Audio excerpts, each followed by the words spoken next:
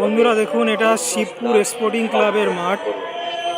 মূলত এই মাঠে 11 তারিখ থেকে যে প্রোগ্রামটা অলরেডি শুরু হয়েছে কুম্ভ মেলার, এখানে ভালো করে দেখুন মাঠের বিভিন্ন জায়গায় যে প্রোগ্রামগুলো হচ্ছে, টোটাল স্বাস্থ্য কেন্দ্র দিয়ে শুরু করে যারা পুণ্যার্থী আসছে তাদের জন্য সব রকম কিন্তু পরিষেবার বন্দোবস্ত অলরেডি করছে। মাছের মাঠখানে দেখুন অলরেডি বঙ্গীয় ত্রিবেণী কুম্ভ মহোৎসব নামক একটা বিশাল বড় কিন্তু ওখানে মঞ্চ বন্দোবস্ত করা হয়েছে। সেখানে বিভিন্ন ধরনের কালচারাল প্রোগ্রামগুলো হবে অলরেডি।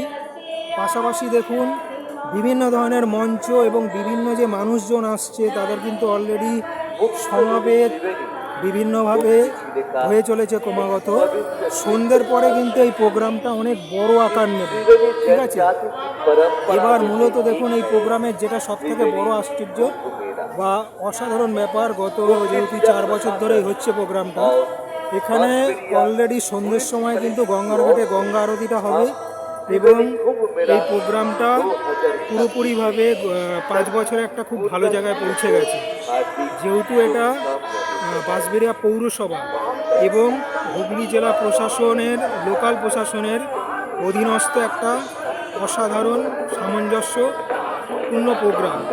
যেমনভাবে দেখবেন যে শুনছেন যে কল্যাণী কুম্ভমেলা হচ্ছে গঙ্গার ওপারের ঘাটে অলরেডি, তো এখানে সেই প্রোগ্রামটা সেই মতোই কিন্তু ম্যাচিং করেছে।